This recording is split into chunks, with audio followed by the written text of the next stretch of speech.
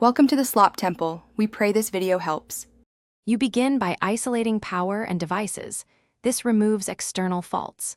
Unplug every peripheral and the TV from the wall, then press and hold the TV's physical power button for 30 seconds to discharge capacitors. Once done, wait 5 minutes. This ensures standby circuits fully reset.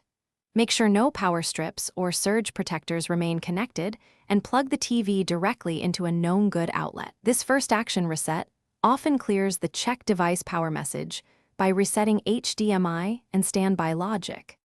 Next, you verify internal power. With the TV unplugged, remove the back panel and identify the power supply board. Once comfortable and safe, plug the TV in and measure the 5V standby rail and adjacent 3V rails using a multimeter. These supply the TV's logic. If the 5V standby is absent or unstable, the TV will show check device power.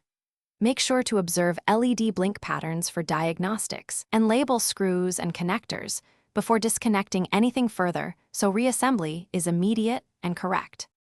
Finally, you complete the repair by replacing the defective power supply or blown fuse.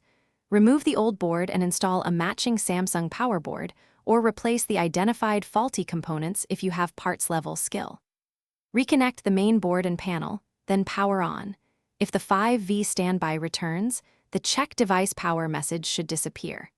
If you still see it, connect a known good HDMI source and perform a factory reset. Troubleshooting tip: if LED blink codes persist, recheck fuses and replace the entire PSU before moving to. Thanks for watching. Consider subscribing if we helped you.